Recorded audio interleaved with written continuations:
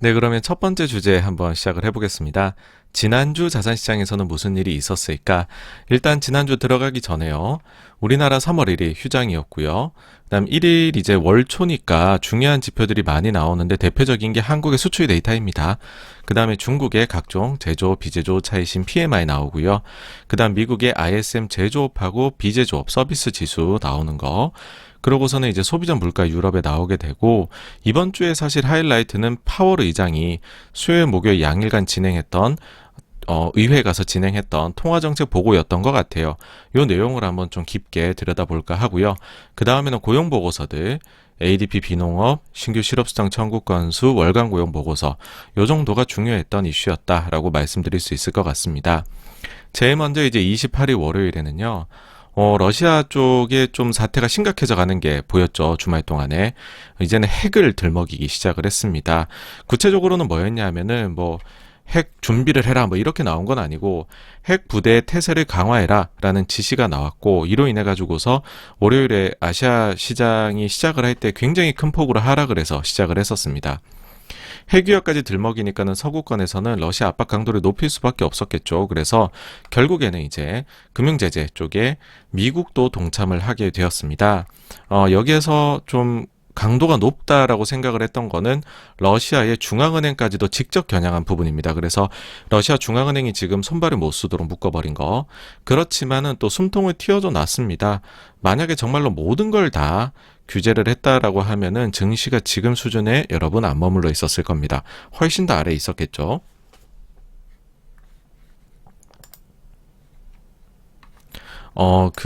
어떤 점에서 열어주었냐라고 하면은 에너지와 연관된 결제, 특히나 이제 에너지라고 하면은 러시아에서 제일 유명한 기업은 가즈프롬이겠죠. 근데 그 가즈프롬이 은행을 가지고 있어요. 여러분, 가즈프롬 방크라는 게 있는데 여기에 대한 규제는, 제재는 전혀 유럽이든 미국이든 들어가 있지 않다는 거. 예. 그러다 보니까는 적당한 수준의 지금 위험이 계속 감지가 되는 수준입니다. 음, 여기 보시면은 이게 지금 어쨌든 금융제재가 세게 들어가다 보니까는 달러 스왑 시장에서 달러에 대한 지금 수요가 대단히 강하게 지금 몰려있는 상황이거든요. 그래가지고서 달러엔 그 3개월짜리 베이시스 스왑이 한때 마이너스 60pp까지도 내려갔었습니다. 이게 마이너스로 갈수록 이제 시장이 타이트하다는 걸 의미하는데 연초에는 이게 마이너스 20bp 정도 수준이었어요. 그러니까 단기간에 굉장히 많이 타이트해졌다 상황이. 근데 이렇게 된 이제 그 FX 스왑 시장이 타이트해진다는 거는 우리가 눈에 보이는 환율 있잖아요. 원화가 약세가 되고 있어요. 그런 것들 이외에도 달러를 조달하는데 추가적으로 비용이 급등을 하고 있다라는 거를 이야기합니다. 이거는 완연한 안전 자산의 선호 현상이라고 할 수 있죠. 사실 지금 증시 쪽이 굉장히 많이 움직인다라고 생각을 하시겠지만 채권이나 외환, 그 다음에 커머디티 시장은 완전 변동성이 이런 경험해보지 못한 변동성을 지금 보이고 있습니다. 그래서 이쪽이 오히려 더 증시보다도 초상집 분위기다. 그렇게 말씀을 드려야 될 것 같아요. 러시아는 이제 이런 규제에 대응을 하기 위해, 제재에 대응을 하기 위해서 중앙은행이 기준금리를 대폭 인상을 합니다. 9.5%였던, 사실 이것도 계속해가지고 금리를 인상을 시켜나가고 있었어요. 작년에 내내. 근데 이걸 한 방에 2배 이상, 20%로 보내버립니다. 그러니까 이게 루브라가 너무 약세가 될 것 같으니까 이러는 거죠. 그러니까 돈이 다 빠져나갈 것 같으니 아이고 우리 쪽에 은행에 맡기면 그래도 이 정도 금리를 상당히 높은 금리를 제공을 해주니까 러시아에 좀 머물러 있어라. 근데 그럼에도 불구하고 지금 루브라가 이때 당시에 암 시장에서 170루블에 거래되었다는 소식도 있었습니다. 전일에 이게 80루블이었거든요. 그리고 러시아가 이제 참지 못하고 증시 임시 휴장을 결정을 했습니다. 참고로 말씀드리면 3월 8일까지 지금 휴장이 추가로 결정되었습니다. 그래서 일주일 넘게 증시가 결론적으로는 열리지 않게 되었다라는 거고요. 이 금리 인상의 영향이 어떤 식으로 나타났냐라고 하면은 지금 러시아 같은 경우에 저축은행이나 사채가 아니고요. 그냥 일반 대형 시중은행에서 대출을 받으면은 금리가 70% 이렇게 나온다 하더라고요. 그래서 아주 지금 금융적으로는 난리가 났다. 아주 난리가 났다. 그렇게 러시아 내부적으로 상황이다 말씀드릴 수 있을 것 같아요. 자, 이제 유가 같은 경우에 그 전주 금요일에 좀 주춤했다가 이제 텐션이 올라가는 것 같으니까 다시 랠리를 펼치기 시작을 했죠. 그래서 WTI가 4.5% 상승을 해서 다시 이날 95달러가 넘어섰습니다. 이제는 95달러가 옛날 얘기 같이 들리시죠? 지금 너무 높으니까. 이란에서 협상이 거의 마무리 단계라는 낭보가 들려왔지만은 어쩌겠습니까? 지금 러시아 핵, 그 다음에 스위프트, 이 제재 같은 게 이슈를 모두 다 장악을 해버린 거죠. 비록 이제 미국에서 전략적 비축유를 추가 방출할 수도 있다. 작년 말에 한번 방출을 했었잖아요. 10월 달에. 근데 요번에 이제 또 추가적으로 방출을 할 수 있다. 이번에 총량은 6천만 배럴, 절반을 미국이 책임지고 나머지 절반을 동맹국들이 책임진다. 라고 이야기를 했지만 그럼에도 불구하고 유가는 굉장히 강한 모습을 보였습니다. 자, 여러분들 전략적 비축유 방출하겠다. 사실 작년 10월에는 그래도 한번 꺾이는 모습은 보였어요. 눈치는 봤습니다. 근데 이번에는 눈치도 보지 않고 이날에 잠시 조정이 한두 시간 나오다가 다시 유가가 올라갔습니다. 왜 그랬을까? 여기에는 이유가 있는데요. 서방의 제재가 지금 에너지 쪽은 안 들어가 있다고 말씀드렸죠. 러시아에 대해서. 근데 왜 미국이 전략적 비축유 방출이라는 카드까지 지금 미리 준비를 할까? 이거 혹시 미국을 중심으로 한 서방에서 에너지 쪽의 제재도 추가적으로 강화가 되지 않을까? 그러니 이거 지금 사전 준비를 미국에서 하기 위함으로 보인다. 이제 그런 얘기가 나오면서, 그쵸, 여기에 있죠. 왜 굳이 비축유 방출하려고 하냐, 조만간 에너지 규제도 하지 않겠냐. 그런 인식 때문에 유가가 오히려 더 올라가 버렸습니다. 그리고 또 다른 이유로는요, 만약에 오케이, 그러면 전격 규제에 나선다라고 했을 때 한번 산수를 해보자라는 것이죠. 6천만 배럴을 지금 푼다고 했잖아요. 이게 과연 충분한 물량일까? 러시아에서 지금 수출되고 있는 물량이 약 600만 배럴 정도 된다고 합니다. 그러면은 6천만인데 하루에 600만이니까 10일치 정도만을 미국이 그 서방이 해결해 줄 수 있는 거예요. 그러니까는 물량이 지금 양에 비하면 너무 적다라는 것이죠. 그러니까 파격적으로 푸는 것처럼 보이지만 실제로는 열흘치 정도밖에 풀지 않는 것. 근데 이제 현실적으로 이렇게 가정해 볼 수 있습니다. 과연 이 수출이 다 막힐까? 아니다. 이란이 예전에 제재를 당할 때도 중국이 물량을 많이 받아갔잖아요. 마찬가지로 러시아가 제재가 걸리면은 중국이 이 중에 상당한 물량을 받아가지 않겠느냐? 그러면 600만 중에 한 절반 정도인 300만은 중국이 받아가지 않을까? 그러면 300만 배럴 정도 수출 차질이 생기겠지. 라고 하더라도 20일치를 이제 그 서방에서 전략적 비축유로 해결한 거에 불과하다. 그러니까 이게 물량이 턱없이 부족하다는 인식이 생겨났고, 추가적으로는 학습 효과입니다. 작년에 미국이 물가를 잡아보겠다고 비축유를 방출했지만 결국에는 유가가 그 이상을 넘어가지고 올라갔던 모습을 보인 거죠. 그러니까 비축유 풀어봤자 별거 없더라, 이런 반응도 유가 강세에 이제 한 동인이 되었습니다. 그 다음에 금리가 진짜 폭력적으로 움직였어요, 지난주에. 일단 이날에는 완연히 안전자산 선호였습니다. 그러다 보니 금리가 장단기 가리지 않고 모두 폭락을 했습니다. 10년물 금리 거의 15bp, 2년물은 더 빠졌어요. 거의 16bp가 폭락을 했습니다. 이로 인해 가지고서요, 3월 달에 연준이 50bp 금리를 인상할 수 있다는 베팅은 이제는 그 가능성이 원래 절반 넘었었거든요. 절반 이하로 이날 뚝 떨어지게 됐습니다. 근데 이 상황에서 라파엘 보스틱 연준 이제 위원이 나와가지고서는 여전히 본인은 3월에 금리 인상을 지지한다 라고 이야기를 합니다. 그러면은 어떻게 좀 우크라 사태에도 불구하고 지금 우크라 사태 한가운데서 이 양반들이 얘기하는 거잖아요, 연준의 멤버들이. 그러면은 연준이 좀 매파적인가 이런 생각도 할 수 있어야 되는데 그런 거 없습니다. 아니 무슨 소리야, 지금 전쟁 나는데. 시장은 연준의 위원들에게 전혀 귀를 기울이지 않았습니다.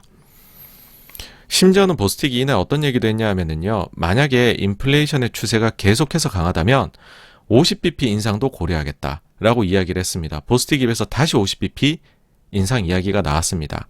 하지만 뭐라고요? 이날 금리는 폭락했습니다. 시장은 더 이상 연준 위원들의 말을 듣지 않습니다.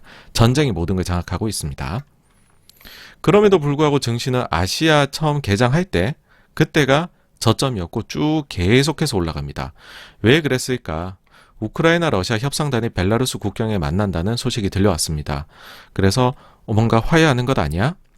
비록 이제 그 양측 다 이야기한 거 보니까 만나기도 전에 서로가 주장하는 거를 보니까는 서로가 받아들이기 힘든 잔을 테이블에 올렸더라고요. 우크라이나에서는 크림도 돌려달라 이런 얘기했던데, 그러다 보니까는 당연히 이러면은 뭐 협상이 실속 없이 끝나겠죠. 그렇지만은 그 뒤에 추가 회의가 있을 것까지도 이야기를 나누고서 이제 헤어지게 됩니다.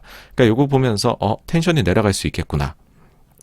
그 다음에는 금리가 폭락을 하니까는 이제 그 시장 참여자들이 중앙은행들이 향후에 긴축의 속도를 늦추지 않겠느냐, 이런 기대가 굉장히 빠르게 퍼져나갑니다. 그러니 완화적이다, 증시가 올라야지. 심지어는 지금 미국 연준조차도 긴축을 늦추지 않을까? 금리가 폭락했는데 라는 이제 강세론이 퍼져나가게 됩니다. 그리고 이날에 러시아 쪽이 이제 아주 그 엄청난 금융 관련한 조치들을 취하게 되니까, 그리고 또 우크라이나는 지금 전쟁 때문에 우크라이나도 지금 정상적인 상황이 아니잖아요. 그러다 보니까는 이 두 나라에서 실물로 실제적으로 암호화폐를 살려고 하는 수요가 많이 늘어났다, 이런 추정이 이제 나오면서 암호화폐 시장이 급등을 했습니다. 결과적으로는 코스피는 올랐고 상해도 올랐고, 다우랑 나스닥은 플러스가 났죠. 금리만 엄청나게 폭락을 했습니다. 3월 1일 우리장은 쉬었고요. 우리나라 수치 데이터는 정말 오랜만에 예상치를 넘어서는 데이터를 내보냈습니다. 그래서 그러니까는 글로벌이 제가 이제 계속해서 86번가 좀 이제 요즘 상황을 좋지 않게 얘기를 드리잖아요. 조심하시라. 그렇지만 일방향으로 계속 안 좋은 수치만 쭉 나오는 건 아닙니다. 그런 시기에 안 좋은 거 사이에서도 좋은 것도 나오고 이렇게 됩니다. 요거는 괜찮은 숫자입니다. 이렇게 되면 어쨌든 그렇지만은 지금 전체적인 하여튼 맥락에서 봐야 된다는 거고, 뒤에서 좀 더 말씀을 드릴게요.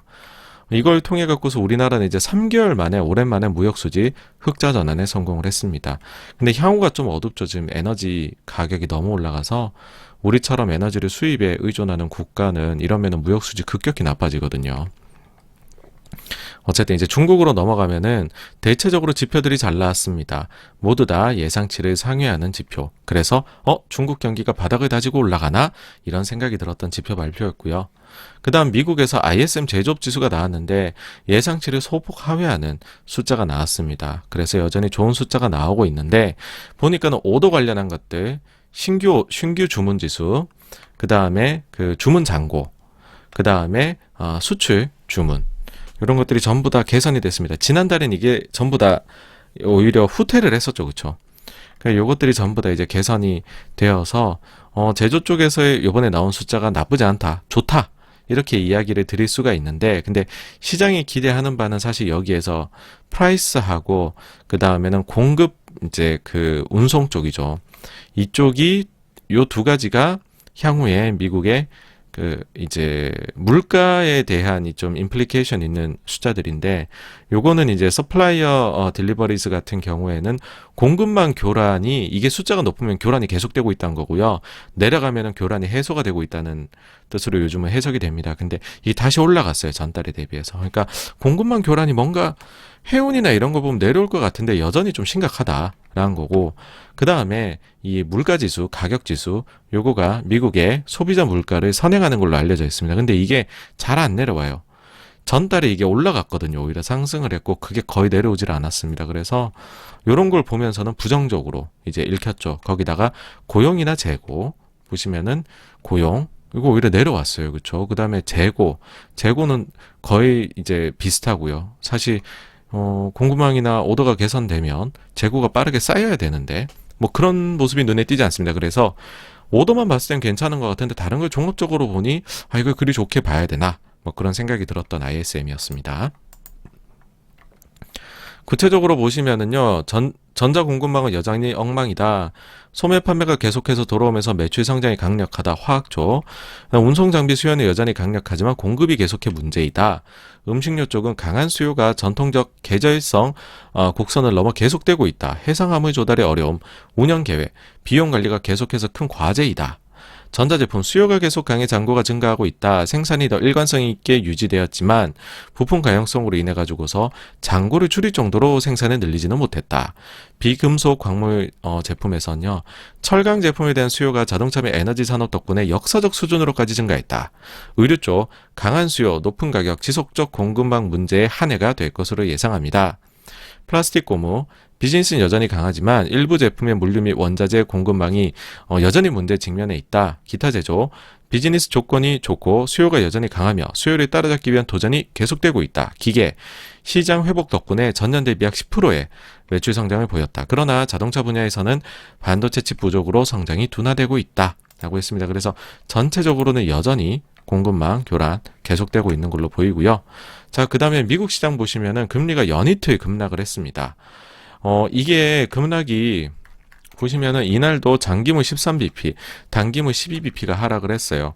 그러다 보니까는 이제는 미국 이제 그 국제 선물 시장에 반영된 그 3월 금리 인상 배팅 이게 25bp 인상도 이제는 100% 확률이 아니게 됐습니다. 90%대로 떨어졌습니다, 이날. 불과 이틀 만에요. 미국채 10년물은 27.7bp가 빠졌고요. 2년물은 27.9bp가 빠졌습니다. 미국뿐만이 아니고 유럽도 그야말로 폭포수처럼 금리가 내려오게 됐는데 독일 10년물 금리는 장중한 때 또다시 마이너스 금리에 재진입을 하게 되었습니다. 자, 과연 이 사이에 무슨 일이 있었을까? 여러분들 이제 러시아 금융 제재가 들어갔죠. 그렇게 되면은 러시아 국채의 담보 가치가 제로가 되죠. 그렇죠? 그러면은 여러분들 뭔가를 담보를 가지고서 돈을 빌리던 사람들 입장에서는 만약에 그 사람이 러시아 국채를 가지고서 빌려왔다. 그러면은 이제 러시아 국채는 담보 가치가 없으니 새로운 담보물을 내밀어야 되는 거죠. 그러면 새로운 담보물로 제일 좋은 게 뭐냐? 미국 달러채입니다. 그러니까는 달러하고 달러채에 대한 수요가 굉장히 많이 올라가게 됩니다. 여기다가 이렇게 달러채를 매수하려는 수요가 증가할 것이라 예상을 하니까 그동안에 미국 국채 선물 숏 얼마나 많이 했습니까? 근데 이게 쇼 커버가 나오게 됩니다. 그러니까 이틀 사이에 거의 한 30bp 정도 급등을 해버리게 된 것이죠. 앞서도 이제 그 FX 스왑 시장에서 지금 달러에 대한 수요가 엄청나다는 그런 말씀을 드렸는데 이게 이제 자금 조달 스트레스 지수라고 할 수 있어요. 요 이제 보시면은 미국의 그 포워드 레이트 어그리먼트하고 그 다음에 OIS의 차이를 가지고서 이제 우리가 자금 조달의 은행들이 지금 스트레스가 어느 정도이냐, 이게 낮으면 낮을수록 스트레스가 낮다는 걸 의미를 하고요, 올라가면 올라갈수록 스트레스가 높다는 것을 의미를 합니다. 근데 지금 이게 거의 2020년도에 코로나가 한창 진행 중이던 2분기 정도 수준으로까지 급등을 했습니다. 그러니까는 상황이 좋지 않다는 것이죠. 이거는 영래포에서도 여러분들이 확인이 가능하시거든요. 이게 지금 오늘 하이라이트 나오는 거의 힌트이기도 한데, 영래포라는 거는 미국에서 뭐냐 하면 이게 시중에 유동성이 너무너무 흘러넘치니까는 너무 그렇게 흘러넘치는 유동성이 단기점 시장 교란을 일으킬 수 있으니 연준한테 그걸 맡겨라. 우리가 좀 너한테 이득을 줄게. 라고 하면서 연준이 실행하는 시중 유동성 흡수입니다. 그래서 이 영래포에 얼마나 자금이 많이 들어오느냐, 이걸 보고서 초과 잉여 자금이 시중에 이만큼이나 있구나라는 거 우리가 평가를 하게 되거든요. 그래서 영래포가 줄어들게 된다, 참여하는 게. 그러면은 이거는 뭐냐면은 시중에 넘쳐나던 유동성이 줄어들게 된다라는 것이고, 그거는 달러 유동성이 뭔가 메말라가기 시작했다라는 걸로 보일 수 있습니다. 이게 지금 아직까지도 엄청난 양이 들어오고 있어요. 근데 급격하게 줄었거든요. 거의 한 2천억에서 3천억 달러 정도가 지난주에 감소를 했습니다. 그래도 1조 달러 이상이긴 해요. 근데 이 부분이 만약에 엄청나게 빠른 속도로 여러분들 줄어들잖아요.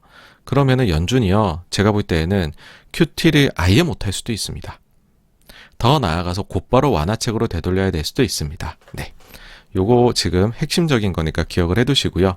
어쨌든 이날에 보시면 우린 쉬었고 상해는 좀 올랐고 다우랑 나스닥은 다시금 이제 금리가 팍 떨어지고 하면서 아이고 이것도 시장이 지금 보니까는 뭐 전날에 우크라이나하고 러시아 회의도 하고 한다는데 별다른 결과도 못 나오고 아이고 우리 지금 증시가 안 좋은 것 같아.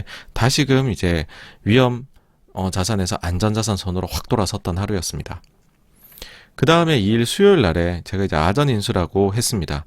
이거는 파월이 수요일하고 목요일 이틀에 나와서 똑같은 얘기했거든요. 근데 수요일과 목요일 반응이 달라요. 그래서 제가 아전 인수다라고 소제목을 달았습니다. 자, 일단 먼저 유럽의 소비자 물가가 나왔어요. 보시면은 이미 유럽 유로존 소비자 물가가 나오기 전에 이탈리아하고 독일 지표가 나왔는데 이게 예상보다 높게 나왔거든요. 그래서 유로존 지표도 높게 나올 것이다 라는 것이 예견이 되었습니다. 그런데 꽤 높아요. 소비자 물가가 전년 동기비 5.3% 나올 줄 알았는데 5%도 높은데 5.8%가 나왔습니다. 거기다가 근원 CPI 같은 경우에는 예상치 2.5 대비해서 2.7%로 높게 나왔습니다. 유럽의 물가 지난달에 이어서 이번에도 지지난달에 이어 지난달에도 높게 나왔죠. 근데 요즘 누가 이걸 봅니까? 그쵸? 다들 우크라이나 러시아만 보고 있죠. 그리고 그 사이에 캐나다 금리 인상했습니다. 향후에 추가 인상 가능성 높다라고 발언까지 나왔습니다. 근데 이런 거 누가 봅니까? 그쵸? 요즘 러시아 우크라이나 봐야지. 그 다음에 미국에서 우리나라 시간으로 낮 11시였나요? 12시였나요? 바이든 대통령이 첫 번째로 의회에 가서 국정연설을 했는데요. 요번에 이제 내용들을 보시면은 첫 번째로 우크라이나 관련한 이야기 하면서 러시아 제재 강력하게 하고 있다 이런 얘기 막 했어요. 그러면서 이제 중국 내용도, 중국도 좀 몇 번 언급을 합니다. 이제 중국에 대한 경고인데, 제대로 편에 서라는 거죠. 그 다음에 러시아하고 지금 싸우고 있는 동맹으로 나토에다가, 플러스로 뭐 누구 하면서 한국도 언급을 해주었습니다. 다음으로 물가에 대한 이야기도 많이 했거든요. 근데 물가에 대한 해결책으로 바이든 대통령이 이번에 내세운 단어 뭐였냐? 비용을 줄여라. 이거 이제 컷 더 코스트를 5번이나 하시더라고요. 그래서 이 코스트가 뭔진 모르겠지만은 줄이래요. 네. 그러니까 물가를 구체적으로는 이런 이야기를 했습니다. 인플레이션하고 싸우는 한 방법은 임금을 낮추고 그 다음에 그래서 이제 미국인들을 더 가난하게 만드는 방법이 있다. 근데 나는 물가하고 싸워내는 더 좋은 계획이 있는데 그게 뭐냐 하면 기업들아 당신들의 비용을 낮추어라. 하지만 노동자들의 임금은 낮추지 말아라. 그러니까 기업들아 비용 잘 줄여서 물가 낮춰라. 근데 임금은 낮추면 안 된다. 그러면서 이제 최저임금을 올려야 된다. 그런 얘기 하셨고, 그리고 이제 인프라 법안 통과돼야 된다. 이런 이야기도 했습니다. 물론 이제 이렇게 대책 없는 얘기만 한 건 아니고 더 구체적으로 물가 관련 이야기를 한 게 있기는 합니다. 첫 번째로는 뭐 반도체가 부족하니까 반도체 생산을 아시아 지역에 의존하다 보니까 차량 가격이 너무 고공행진했지 않느냐. 그러니까는 미국에서 만들어라. 메이드 인 아메리카를 늘리자라는 얘기를 했고, 그 다음 두 번째로 약가 관련해서도 이야기를 많이 했어요. 인슐린 이제 비용 높은 거 예시를 들면서 약가 낮춰라. 그 다음에 육아 케어 관련한 비용 줄여라. 그 다음에 기업들아 세금 더 내라. 그 다음에 육류 쪽을 이제 지적하면서 독점 기업들이 문제이다. 이런 것까지도 요즘 이제 좋아하는 얘기를 다 하셨습니다. 지금 바이든 대통령이. 이런 이야기 했고, 그 다음에 메이드 인 아메리카를 얘기를 하면서 GM하고 포드가 잘하고 있다. 언급했습니다. 테슬라는 빠졌고, 그러니까는 머스크가 이날 트위터를 날렸죠. 삐져가지고서. 그 다음에 인텔도 이야기를 했습니다. 그리고 본인이 지목한 연준 지금 후보자들 이들의 지명 통과가 이루어져야 된다고 이야기를 하면서 연준은 인플레하고 싸우는데 핵심적인 역할을 한다라고 했습니다. 그러면서 파월이 인플레와 잘 싸우고 있다며 박수를 쳐주자 이런 발언도 했습니다. 여기까지 들으시면은 여러분들 물가가 내려갈 것 같나요? 잘 어떻게든 기업들이 코스트를 줄이면 내려갈 수 있겠지만 모르겠습니다. 네. 자, 이제 다음으로 넘어가서 유가 쪽으로 보시면 오펙 플러스가 이날 회의가 있었는데, 우크라이나 이그 사태가 발발을 했으니까, 혹시나 증산하는 물량을 더 늘려주는 것은 아닐까라고 기대하신 분들도 조금 계셨을 거예요. 하지만 오펙 만만치 않습니다. 예정대로 40만 배럴만 딱 증산하기로 합의를 했습니다. 네. 오펙은 지금 제대로 지금 물 만난 거죠. 우리는 지금 딱 물 들어왔어. 기회 잡았어. 서방 너네 지금 약해졌지? 우리 여기서 한몫 챙길래 라는 심리가 엿보였고요. 그 다음 미국 ADP 비농업 고용 지표가 나왔는데 예상치 37만 8천 대비해서 47만 5천으로 잘 나왔습니다. 근데 요 정도 잘 나온 거는 세 발의 피입니다. 왜냐? 전월치가 대폭 수정이 되었는데 마이너스였잖아요. 플러스예요. 그래서 전월치가 수정된 게 무려 81만 명이나 추가로 늘었습니다. 이 정도면은 지표 발표 의미가 있느냐? 그럼 지난달에 저희가 봤었을 때 ADP 비농업 딱 보고 마이너스 떠서 이거 오미크론의 영향이 있었나 봐요. 이런 얘기를 우리는 왜 했을까? 라는 생각이 듭니다. 조금 옆길로 빠져볼게요. 매크로나 퀀트 투자하시는 분도 요즘 늘어나는 걸로 보입니다. 증권사 내에서도 운용사 내에서도 이런 파트가 늘어나고 있죠. 근데 이분들이 굉장히 어려움을 겪으시는 게 있어요. 뭐냐 하면 시간이 굉장히 오래 지난 그런 자료들 있잖아요. 데이터들. 그거를 그냥 쭉쭉쭉쭉 긁어와가지고서 몇 개 이렇게 막 해가지고서 그 코릴레이션 구해보면은 상관계수 높게 나오는 것들이 있거든요. 그거 가지고서 막 어쩌고 저쩌고 짜보면 이러면 돈 벌 것 같거든요. 야, 이런 상황이 이렇게 하고 저런 상황이 저렇게 하면은 돈을 벌겠는데? 그런 생각이 들어요. 그래서 그렇게 짜가지고서 실제로 매매를 해보면 돈이 안 벌려요. 돈 벌기가 어려워요. 이거 가지고서. 그게 왜 그러냐 하면 여러 다른 이유들이 있지만은 대표적인 이유 중에 하나가 이 바로 수정치입니다. 여러분 보세요. 자, 만약에 제가 퀀트 하는데 나는 고용을 중요 지표로 넣어야겠어. ADP 비농업 당연히 넣어야지. 이게 마이너스네. 그러면은 내가 여기에서는 그럼 연준이 그 금리를 못 올리겠네. 그러니까는 여기에서 국채 롱 포지션으로 가져가자 했다면은 이때 폭망이 있겠죠. 그다음 금리 쫙 올라서 2% 이상까지 갔는데. 근데 이거를 만약에 한 10년 정도 뒤에 퀀트 이제 로직을 짜는 후배가 짜요. 그러면은 이때 당연히 똑같은 로직을 넣는 거죠. 나는 ADP 비농업 넣어야지. 근데 이 숫자가 플러스가 81만이나 나왔네. 그러면 당연히 이때는 국채 숏을 쳐야지 라고 하겠죠. 내가 이거를 가정을 이런 식으로 해가지고 역시나 프로그램을 짜보니 이거는 백전백승이야. 너무 좋아. 그러면서 웃고 있겠죠. 둘은 똑같게 로직을 짰습니다. 그쵸? 똑같은 걸 보고서요. 근데 수정치가 마이너스와 플러스가 돼버리고 82만 증가나 나와버리면은 이건 의미가 없는 거죠. 그러니까는 그러니까는 처음에 속보치가 나오고 그 다음 수정치 나오고 그 다음에 확정치가 나오잖아요. 그쵸? 이게 다 다르게 나온다는 거예요. 그래서 해외에서 진짜로 제대로 퀀트를 하시는 분들은 요 각각에 대해 갖고 코릴레이션을 따로 만드세요. 그래서 혹시나 퀀트 투자에 관심 있는 분들은 요거 다 따로 넣으셔서 기왕 할 거면 제대로 하시기를 권유를 드립니다. 한국에서는 왜 이런 걸 하기가 어려울까라고 하면 투자를 안 해서입니다. 투자를 안 한다는 게 뭐냐면 진짜 돈을 안 써요. 이제 속고치, 수정치, 1차 수정치, 그 다음에 확정치 이걸 다 나눠가지고서 정보를 다 제공해주는 곳들이 있습니다. 근데 이렇게 정보를 더 제공을 제가 받으면 받을수록 그 해당 서비스의 가격은 당연히 비싸지겠죠.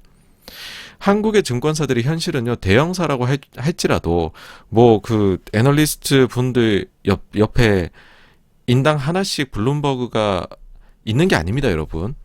몇 개 없어요. 블룸버그 자리가 따로 있어요. 거기 가서 하는 거예요. 이제 일어나가지고 눈치 싹 보고, 자리 아무도 없네? 내가 가서 해도 되나? 그럼 하고 있는 거예요. 좀 하고 있으면 뒤에 이제 선배가 오시죠. 야, 너 왜 이렇게 오래 해? 나도 좀 하자. 그러면 바톤 터치 해야 됩니다.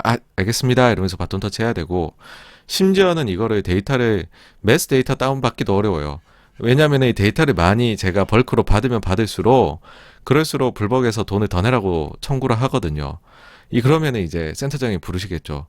야, 너 그냥 지금, 그냥 네가 재미로 알고 싶은 거, 우리 회사 매출에 도움 안 되는, 너가 그냥 재미로 알고 싶은 거 그렇게 코릴레이션 구해본다고 그렇게 매스 데이터에 다운받으면 되겠어?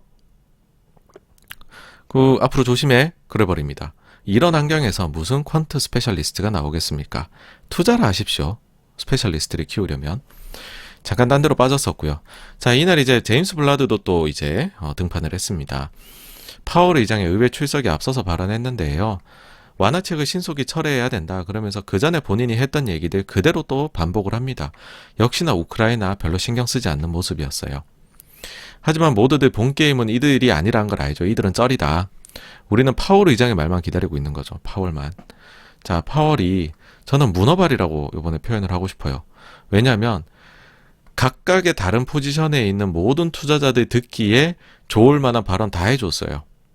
그러다 보니까 각각의 다른 포지션에 있는 투자자들이 다 각각 아전인수격으로 이날 해석을 하기 시작을 합니다. 제일 그런 거는 금리였죠. 금리 쪽에 있어서요. 사실 이제 파월 의장이 의회에 그 증언을 하기 이전에 자료를 제출합니다. 여기에서 3월 금리 인상이 적절하다라는 표현이 이미 들어가 있었어요. 보시면은 월요일하고 화요일에 걸쳐가고 금리가 급락을 했고 그러면서 이제는 시장에서 25bp 인상도 못할 수도 있어 라는 배팅이 생겨났다고 말씀드렸잖아요. 근데 파월 의장이 못 박았습니다. 저거 다 보고서 수요일에 참석하는데 이거 의회 가기 직전에 제출한 자료에서 3월 금리 인상이 적절하다라고 써놨어요. 그러니까 우크라이나 전쟁에도 불구하고 금리를 올리겠다는 의지를 확고히 보여준 거라고 생각을 합니다. 자, 3월 회의에서 25bp 인상을 강조했다고 제가 또 재차 넣어놨는데, 왜냐하면 이날 의회 3시간인가 그렇게 했는데 계속해서 강조를 합니다. 2주 후에 있을 회의에서 당장 나 25bp 올릴 거야. 그 다음에 그때 우리 QT에 대해서도 좀 더 많이 논의를 할 거야. 막 이런 얘기를 되게 그냥 확정적으로 얘기를 해요. 그러니까 저렇게 완전히 확정적으로 얘기를 해도 되나? 만약에 진짜 잘못해서 핵전쟁이 일어나면 금리 인상 못하는 거냐? 근데 25bp 인상을 그냥 2주 후면 당연히 하는 것처럼 그렇게 얘기를 했습니다, 이날. 구체적으로는 이제 맨 처음에 이런 발언을 했죠. 25bp 인상 쪽을 지지하고 그쪽으로 자기 이제 기울어져 있다, 의견이. 그래서 거의 뭐 지금 25bp 인상은 확정적이라고 보셔야 됩니다. 진짜 여기서 더 이상의 일이 생겨나지 않는다면 말이죠. 근데 그러면서도 이제 제가 여러 다리를 걸쳤다는 게, 문어발로 양다리 이상을 걸쳤다는 게 여기서 나와요. 하지만 향후에 속도가 늦춰질 수도 있는 거, 이것도 암시한 표현이 있습니다. 자, 금리 인상 계획은 우크라이나 전쟁 이전에 세운 계획이라고 이야기를 해요. 그리고 전쟁이 금리 전망에 어떤 영향을 줄지는 여전히 미지수이다 라는 발언도 합니다. 자, 어떠세요? 금리 인상 못하는 거 아니야? 라는 의견을 최근에 제시하기 시작한 사람은 여기에 방점을 찍겠죠. 안 할 수도 있어. 이거 봐봐. 야, 이거 3월 금리 인상 얘기한 거는 1월 달에 연준에서 회의할 때 그런 얘기를 했다는 거고, 그 사이 우크라이나 전쟁은 연준도 모른다며. 그러면은 3월에 인상 안 할 수도 있어. 이런 얘기 했잖아. 이 부분을 퍼오겠죠. 그쵸? 강조해가지고서. 그렇게 이제 보고를 할 겁니다. 그 다음에는 일부 아직까지 아니야. 인플레 이렇게 높은데 25bp도 부족해. 빅샷을 날려야 된다. 50bp 인상해야 돼. 라고 생각하는 사람도 여전히 있었을 거잖아요. 그쵸? 이 사람들한테도 좋은 얘기를 해주세요. 만약 인플레가 높게 유지된다면 한 번에 50bp 인상도 가능하다. 자, 이거는 뭐라고 했냐. 50bp 인상에 대해 가지고서 지금 가능성을 열어둔 것인데, 이게 이렇게 돼버리니까는 여러분들 어떻게 느껴지시나요? 만약에 당신이 50bp 인상을 평소에 선호했던 사람이라면은 요 발언을 또 하이라이트해서 끌고 오겠죠. 50bp 인상 여전히 여러분 열어두셔야 됩니다. 그러면은 자, 25bp한테도 좋은 얘기 해주고, 안 올린다 해도 좋은 얘기 해주고, 50bp 인상에도 좋은 얘기를 해주고. 그러니까는 이게 시장이 제각각으로 해석을 할 수밖에 없었다라는 것이죠.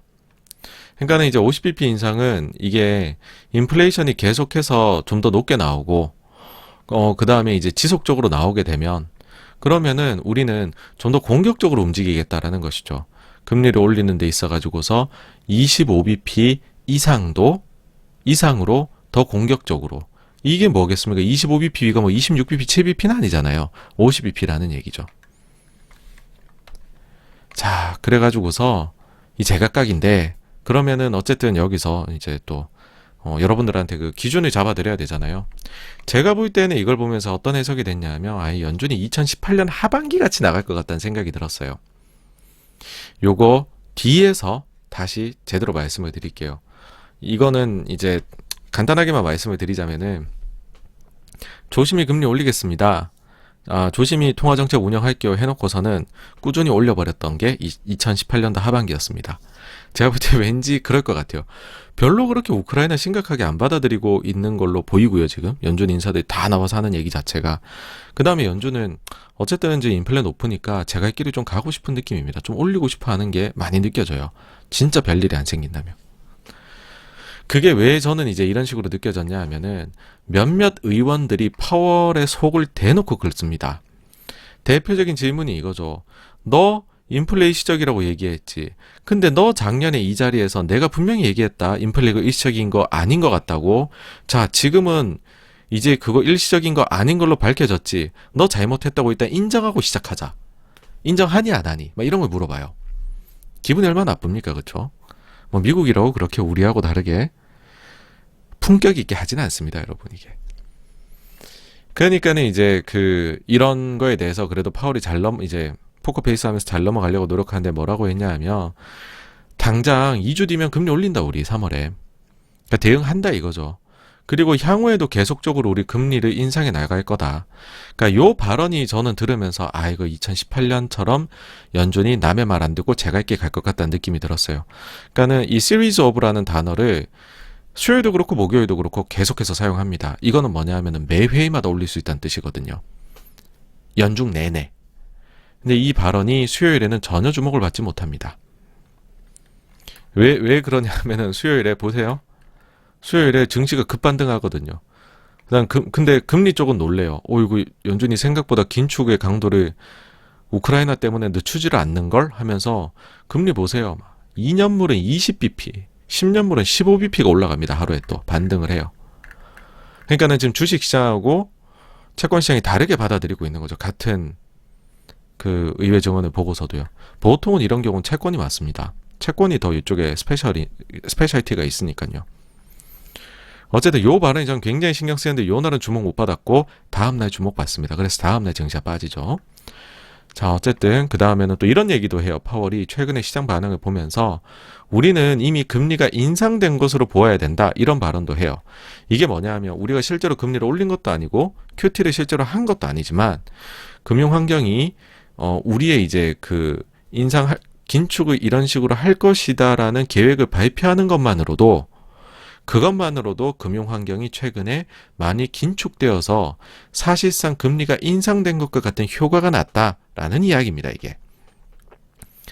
뭔 이상한 소린가 싶죠, 그쵸? 근데 분명히 연준은 본인들이 이런 식으로 포워드 가이던스를 가지고서도 단순히 자기네가 금리를 올리거나 내리거나 자산을 사거나 팔거나 뿐만이 아니라 말로써 포워드 가이던스를 제시함으로 인해 가지고서도 통화정책의 변화를 가져올 수 있다. 그것이 자기들의 툴 중에 하나다라는 거를 공식적으로 적어놨습니다. 연준 홈페이지에.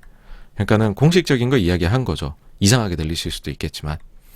그 다음 금리에서 다음으로 이제 대차대조표 쪽으로 넘어가서 대차대조표 축소에 대해서는 다음 해죠. 3월 회의에서 관련한 계획이 추가로 진전이 있을 것이다 이야기를 했는데 제가 볼 때 3월에 확정은 안 지을 것 같고 5월에 아마 확정 짓고 6월부터 QT에 들어가지 않을까라고 개인적으로는 생각을 합니다. 일단은 금리 한번 올리고 상황을 보고 싶을 것 같아요. 그 다음에 신기하게도 수요일 목요일에 사이버 어택에 대한 질문이 꽤 많았어요. 그러니까 지금 우크라이나 보시면 러시아가 해커가 막 이렇게 전쟁을 펼치잖아요. 막 금융기관 다운시켜버리고 랜섬웨어 공격하고 그거에 대한 실존적 위협을 미국이 느끼나 봐요. 그러니까 미국 국회의원들이 우리 금융 시스템은 사이버 어택으로부터 안전해. 그러니까 파월이 미국은 다양한 경로에서의 사이버 어택에 대해서 보호가 가능하다. 준비돼 있다라고 안심을 시킵니다. 다음으로 암호화폐에 대해 가지고서는 전쟁 상황에서는 암호화폐에 대한 조치가 필요할 수도 있을 것 같다라고 발언합니다. 그리고 이제 다음 날에 옐런 의장하고 옐런 의장이래요. 장관하고 같이 이제 그런 이야기를 합니다. 암호화폐 쪽에 대해 가지고서는 좀 조치가 필요할 것 같다. 그래서 월요일부터 암호화폐 시장이 이제 급등을 했었는데 주 중반부터는 이런 이제 발언들이 악재로 작용을 하면서 쭉 떨어지기 시작을 하죠. 그 다음에 인플레이션 같은 경우에는 저는 요 발언이 좀 신경 쓰였어요. 이제는 제조뿐만 아니라 서비스 부문에서도 굉장히 강하게 나타나고 있다. 그리고 대차대조표 정상화는 이거는 대차대조표 축소에 넣었어야 되네요. 제가 분류를 잘못했는데 대차대조표 정상화에 대해서 처음으로 구체적인 시기를 언급했습니다. 한 3년 정도 걸릴 것 같다. 자기는 그렇게 생각한다라고 이야기를 했습니다. 그러니까는 레인지 오브 이제 3년 정도 기간 정도를 생각한다라고 이야기를 해서 예전에 보시면은 QT를 2017년 9월에 시작해서 19년 9월에 끝났어요. 그러니까는 금융위기 때문에 2년 정도에 걸쳐서 했었거든요. 근데 이번에는 금액이 워낙 늘어나 있다 보니까 좀 더 긴 기간 동안에 할 것이다. 그러면은 이게 사실 이렇게 읽힐 수도 있습니다. 대차대조표를 정상화해 나가는 기간이라는 거는 이거는 긴축을 계속하는 거잖아요, 여러분. 이때는 금리를 사실상 안 내릴 거다라는 거. 그러니까 사실 이거를 고지고대로 들어보면 향후 3년간은 금리 우리가 내릴 일 없다. 그때까지는 계속해서 금리가 올라가거나 멈춰 있을 것이다. 라는 거에 다른 표현이다라고도 할 수는 있겠지만 연준이 어떻게 3년 뒤까지 알겠습니까? 그렇죠? 이거는 뭐 가볍게 무시하셔도 됩니다. 다음으로 고용에 대해서는 매우 타이트하다. 잘못 썼네요. extremely tight라고 얘기를 했고요. 제가 타이포를 냈고 이거는 아마도 완전 고용으로 지금 보고 있는 것 같아요. 파월 의장이. 그거를 그냥 대단히 타이트하다라고 다른 말로 표현한 것 같습니다. 그 다음에 제임스 블라드 총재가 최근에 이제 중립금리 혹은 그 이상이란 발언했습니다. 뭐냐 하면은 중립금리 2%예요. 연준이 이번에 긴축 사이클에서 금리를 어디까지 올려야 될 걸로 보냐? 아까 블라드가 2%나 2.5까지도 올려야 될 것 같아 발언했는데 파월 의장은 이 질문 받으니까 아직 중립금리에 대해까지 올려야 될지 말지 나는 모르겠다. 이렇게 대답을 합니다. 파월은 확실히 이들에 비해는 좀 더 비둘기입니다. 그 다음 기후변화 영향에 대한 질문도 나왔는데 연준이 금융기관들에게 직접적으로 어디는 대출하고 어디는 하지 말아라 라고 명령을 내리기에는 좀 그렇다 라고 이야기를 해서 여기에 대응을 지금은 하기가 좀 그렇다라는 식으로 표현했고요.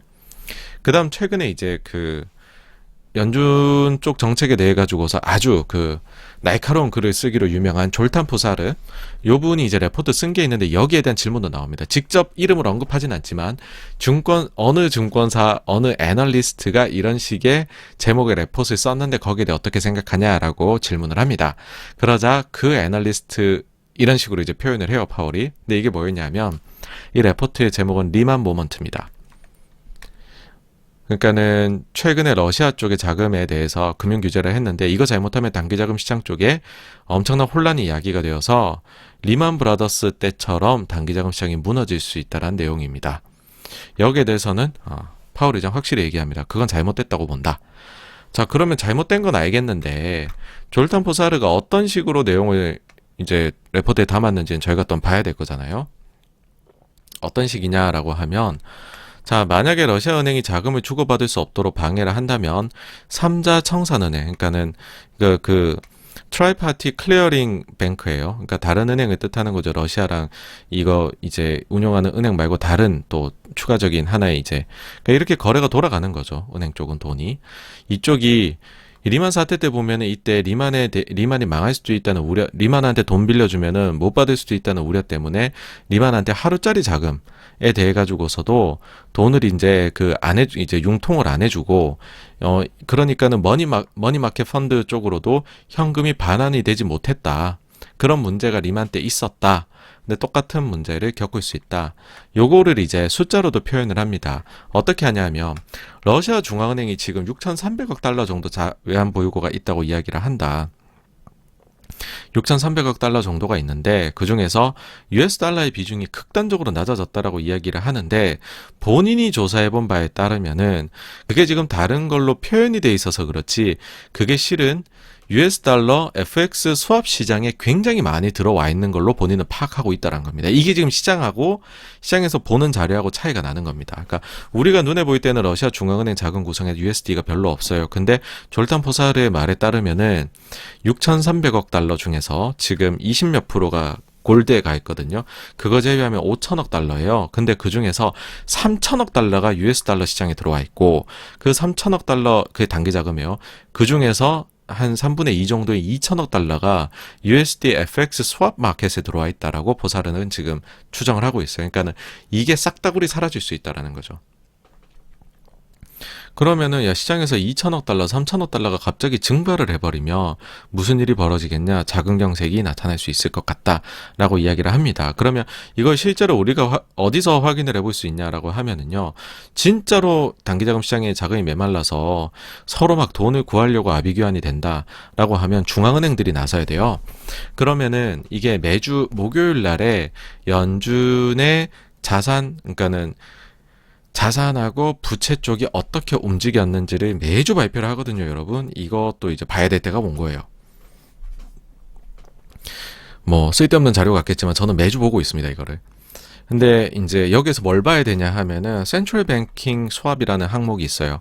거기에 이제 중앙은행 간 스왑인 건데 이게 우리가 알고 있는 통화 스왑이에요. 근데 통화 수합이란 게 마통 같은 거라서 뭐 400억 달러 다 열려 있는 건데 실제로 내가 거기서 돈을 빼다 쓰지 않으면은 연준의 대차 대조표에는 빵으로 표시가 돼요, 이게. 수합 라인이 그냥 열려만 있는 거죠. 근데 이게 전주 대비해서 그러면 야, 이렇게까지 작은 경색이 있었으면 그러면은 3일 날 발표된 연준의 대차 대조표에 통화 수합이 급증을 했었어야 될 거잖아요. 그렇죠? 근데 불과 이게 1,400억 달러가 아니에요. 1,400만 달러밖에 증가를 안 했습니다. 그러니까는 아직은 별다른 그 경색이 나타나지 않는 걸로 보인다. 포사르의 걱정이 이해는 되지만 미국 시장이 잘 버티고 있다. 근데 이제 이거를 보니까는 여기에서 확인해야 될 것 같아요. 어디냐 하면은 연준이 이제 영래포 시장이라는 게 자기네들 단기자금 시장에 돈이 너무 많이 들어와가지고서 그거를 역으로 흡수하고 있는 거거든요. 근데 보시면은 이제 우크라이나 일이 터지기 직전 그때 보시면은 영래포에 들어오는 게 약 한 1조 7천억 달러 정도? 그 정도가 들어와 있죠. 그죠? 근데 지금 제일 최근에 보시면은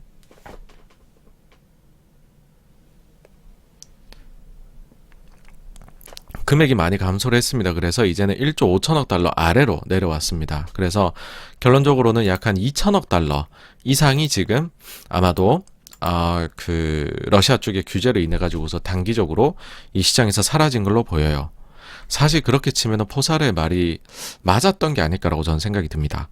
그러니까 계산이 거의 정확하신 것 같아요. 딱 요만큼이 지금까지로 봐선 사라졌고 제 생각에는 추가로 1,000억 달러 더 사라질 수도 있다고 봅니다. 단기자금 쪽. 그리고 여기서 파생돼서 이제 체인 리액션이 나타날 수 있잖아요. 연쇄작용이 나타날 수 있을 건데 만약에 그런 게 더 나타난다라고 하면 추가로 뭐 약간 수천억 달러 정도까지도 감소할 수 있지 않을까 라고 생각하지만 시장에 너무 풀려있는 돈이 많아요. 1조 달러 이상이잖아요. 아직도. 그러니까는 이 러시아발 문제가 단기자금 시장에 영향을 미쳐도 이게 정말로 물고 물려가지고서 뭔가 파생상품처럼 팝되는 그런 게 없으면 일단은 여기서 안정화로는 보이기는 합니다. 특히나 또 미국의 이제 은행 간 그 금리 시장도 보면 전혀 금리의 요동침이 안 보입니다. 그래서 일단은 괜찮아 보인다. 예, 일단은 그러니까는 연준에서도 별다른 조치가 없는 것 같아요. 그런데 안심하기에는 굉장히 이릅니다. 그러니까 미국 쪽은 이럴 수가 있으나 제 생각에는 유럽이나 이런 쪽은 지금 상황이 급격하게 나빠지고 있는 것 같아요. 아까도 보여드렸지만은 지금 은행 쪽의 스트레스 지수 자금 조달하는데 그게 지금 굉장히 올라가고 있는데 이게 하루 사이에 이 레이시 급등한 걸로는 지난 코로나 이후로 가장 높았습니다. 그러니까는 미국 내를 제외한 시장에서는 지금 자금 조달을 하기 위해서 어쩔 줄을 몰라 하고 있는 것 같다. 그게 또 느껴지는 게 뭐냐 하면은 독일 10년물 국채 이제 분트에 대해 가지고서 스왑 스프레드가 이게 올라가면 갈수록 경색을 의미를 하는 겁니다. 근데 이게 보시면은요 지금 거의 한 80bp 레벨까지도 상승을 했습니다. 보시면 2011년 레벨까지 올라가죠. 이때가 언제냐? 피그스 망한다라고 할 때입니다. 그 다음에 이제가는 남유럽 부채 위기 그때죠. 그러니까는 그 수준까지 지금 유럽 쪽은 뭔가 자금 시장 경색이 와 있다라는 거고 그러다 보니까는 모두가 지금 현재요 달러입니다. 오직 달러를 찾고 있어요. 그래서 US 달러 이제 미국 달러 인덱스를 보시면은 딱 이 표시가 있죠. 52주 신고가이다 라고 해서 계속 올라갑니다. 제가 이제 통화 수합이라는 항목을 봐야 된다라고 말씀을 드리기는 했는데 근데 여기에도 약간 트리키한 면이 있어요. 그게 뭐냐 하면 미국하고 주요국들 간에는 상시 수합 라인이 개통이 돼 있어요. 근데 신흥국들하고는 위기 상황에만 잠깐 열어주고 끊어버립니다. 당연히 한국은 신흥국에 들어가게 되겠죠. 근데 그 신흥국들을 일몰해버렸어요. 작년 12월 달에. 그래서 사실 지금 이제 제가 아까 전에 이제 중앙은행들의 이제 연준을 통한 통화 수합 금액이 불과 1,400만 달러밖에 늘지 않았다라고 했지만 이거는 글로벌의 이제 주요 중앙은행들이 간 거래인 거고, 그걸 제외한 지금 한국을 비롯한 신흥국이나 이런 데들은 무슨 상황이 벌어지고 있는지 저걸로는 파악이 안 된다라는 겁니다. 그래서 제가 볼 때 신흥국들 중에서 사고 치는 곳이 나올 수도 있습니다. 나올 수도 있다. 이 가능성을 우리가 열어둬야 된다고 생각을 합니다. 자, 어쨌든 이제 이날 결국 제일 중요했던 거는 파월 의장 발언들이었고, 희한하게도 이날에는 파월 의장이 25bp 인상을 확정 지어줬다 그러면서 야, 이제 금리 인상 우리 3월 회의 볼 필요도 없어, 25bp야 하면서 불확실성 해소 그러면서 시장이 올랐습니다. 증시 랠리, 다시 한번 말씀드리지만 이날 금리도 급반등을 했다. 그러니까 양자 간의 다른 반응이 나왔다라는 것이고요. 자, 그 다음에 이제 이날 얘기했네, 암호화폐에 대해서 파월하고 옐런이 제재 필요성에 대해서. 그쵸? 그 다음에 3일 목요일로 가게 되면 유럽 실업률 6.8%로 예상보다 낮게 나옵니다. 긴축을 해야겠죠. 그쵸? 이래도 긴축을 하네. 그 다음에 유럽이 생산자 물가가 5.2%, 예상치 2.8%인데요. 높게 나옵니다. 여러분들 요거 보시면서 전년 동기 대비라고 생각하시죠? 아닙니다. 전월 대비입니다. 전월 대비. 전월 대비 유럽은 생산자 물가가 5.2%가 오르고 있습니다.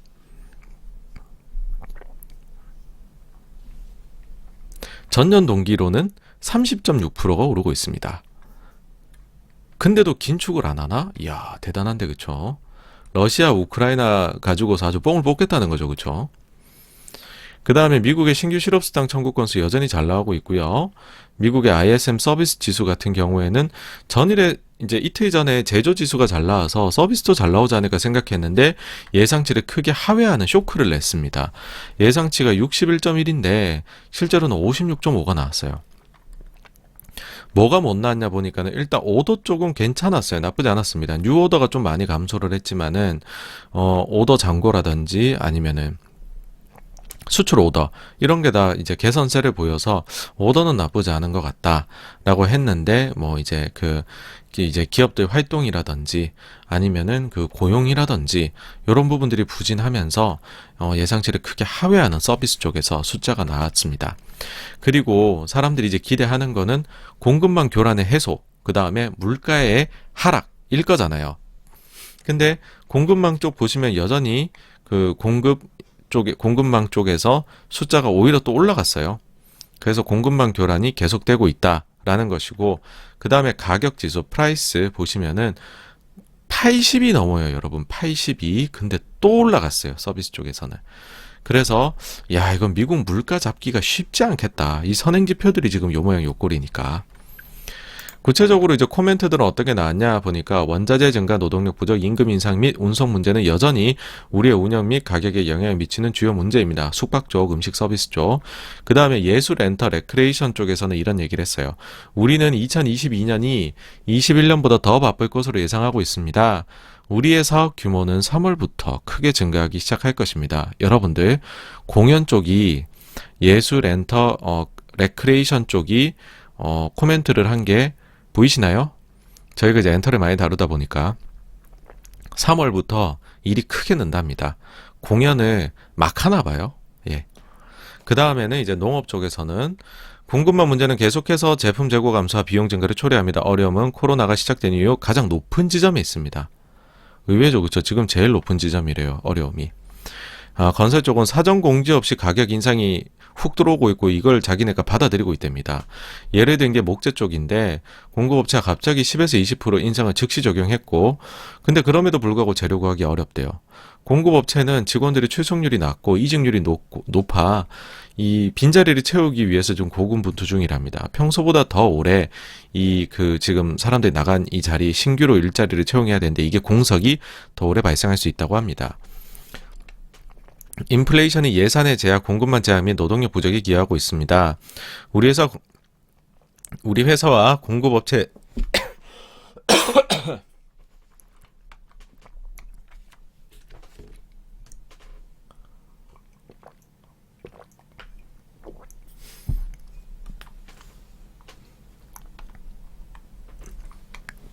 예, 죄송합니다. 다시 하겠습니다. 자, 우리 회사 공급업체 직원 이직으로 인해 의사결정과 주문이 지연되고 있습니다. 코로나 급증세가 느슨해지기 시작하면서 곧 수술이 재개할 계획입니다. 코로나가 급증하는 동안 이러한 절차가 지연되어 수요가 여전히 높습니다. 뭐 굳이 따지자면 우리로 치면은 뭐 보톡스나 이런 것도 좋아질 수 있을 것 같고, IT 쪽 보시면 사업은 평평해졌지만 안정적으로 유지 중입니다. 그 다음에 인력 구조, 공급망 붕괴 및 인플레 상승은 세계 경제에 계속해서 영향 미치고 있습니다. 회사는 임금이 계속 오르기 때문에 직접 직원과 비직원, 그러니까는 이제 정규직 비정규직이죠. 고용하는데 어려움 겪고 있습니다. 더 그레이트 이제 대퇴직의 시대 현실입니다. 직원, 계약자 및 컨설턴트는 계속해서 직장을 그만두고 더 많은 비용을 지불하고 보다 유연한 작업 옵션을 가질 수 있는 기회를 찾고 있습니다. 수백만 개 경공부 일자리가 미국에서 계속 열려 있으며 구직자들의 관심은 제한적입니다. 2022년에도 심각한 노동력 부족 예상됩니다. 기업은 인재를 유치하고 업무를 완수하기 위해 임금과 급여를 인상해야 합니다. 빠른 임금 인상은 인플레이션 증가로 이어질 것으로 예상됩니다. 지금 결근으로 볼 때 코로나는 상승세에 있는 것으로 보입니다. 계속 아직까지 직원들이 결근한다는 거예요. 전선, PBC, 강철, 변압기 및 계량기에 대한 긴 리드타임이 여전합니다. 겨울 날씨는 생산성 수준에 영향을 미치지 않았습니다. 그러니까 계속해가지고 일자리 문제가 심각하다. 그러니까 직원 구하기가 심각하다. 그것 때문에 생산 차질이 심각하다. 이런 얘기를 서비스 쪽은 하고 있습니다. 이날 또 연준 총재 중 하나의 메스터 나와서 발언했습니다. 여전히 이제 우크라이나 이슈를 전혀 반영 안 해요. 그 이전하고 똑같은 수위로 발언하는데 오히려 매파적인 색채를 높였어요. 우리는 금리 부분에서 중립금리보다도 더 높게 가야 할 수도 있다. 제임스 블라드에 이어 이제 두 번째 타자입니다. 2%보다 금리 더 올려야 된다. 이제 파월 의장 목요일에도 이제 통화정책 보고한다고 나왔어요. 이날도 어제와 똑같은 수위에 어제와 똑같은 발언을 했습니다. 하지만 시장의 반응은 달랐죠. 예, 이날에 이제 시리즈 오브 그 레일 하이크에 이제 방점을 찍었습니다. 계속해서 회의 때마다 우리가 금리 연중 내내 올려갈 수 있다. 하니까 뭐야 이거 금리를 우크라이나 터졌는데 계속 올리겠다고? 니네 너무 안 돼? 이런 생각을 한 거죠. 이제 추가적으로 수요일하고 달라진 거를 말씀드리면 아니면 추가된 걸 말씀드리자면 유가 상승이 미국 경제에 어떤 영향 주냐 하니까는 미국 경제에 어떤 영향 주는지 불분명하다. 아니 유가가 급등하면 안 좋겠죠. 근데 이런 발언조차도 의장이 제대로 못합니다. 답변을. 그러니까 굉장히 몸을 사리고 있습니다. 사실 파월 의장 아직도요. 그 다음에 또 조금 더 매파적으로 이야기가 되었다. 굳이 이날 뭔가 내용을 하나 더 찾자면 파월이 이런 얘기를 해요. 올해 이후에 금리 인상도 이제 뭐 계속 될 것이다. 그러니까 내년에도 금리를 계속해서 올릴 거다라는 걸 거의 확실하게 이야기를 했습니다. 그러니까 우크라이나 지금 터지고 이 모양 이 꼴인데 올해뿐만 아니라 내년에도 연속적으로 금리를 올려나가겠다. 너무 매파적인데? 이런 반응 나올 수 있는 거죠. 그 다음에 낸시 펠로시 하원 의장 우리 러시아 원유 수입을 금지해야 된다라는 이야기를 했는데 이거 지금 주식하시는 분들 입장에서 보면은 큰일 날 소리 하시는 거죠. 그렇죠? 근데 펠로시 이전에 이런 말 한 사람이 없었을까요? 아닙니다. 그 전날에 맨친이 이런 얘기 했습니다. 맨친은 지금 거의 뭐 텍사스와 이런 이제 미국의 원유 산업 수호자입니다. 수호자 지금. 어쨌든 이날 이제 그 전날에 미국 증시 반등해서 한국도 반등했었고 근데 미국 증시는 이날 빠졌죠. 예. 파월 발언들 때문에. 금리는 이제 혼조세였습니다. 파월이 확실히 금리는 계속 올리겠군. 그러니까는 단기물은 오르고 야 그러면 경제 망하지 않을까? 장기물은 내리고요. 자 장단기 금리 왜 다를까? 파월이 보니 금리는 우크라이나 사태에도 불구하고 예정대로 올릴 것 같고 그러니 단기 금리는 오르는데 이러다 경제는 장기적으로 망가질 것 같고 그러니 장기 금리는 내리고 였다는 말입니다. 자 그다음 금요일로 가게 되면 러시아가 우크라이나 원전을 폭격하고 있다는 뉴스가 나오면 아시아가 또 폭락해서 시작을 합니다.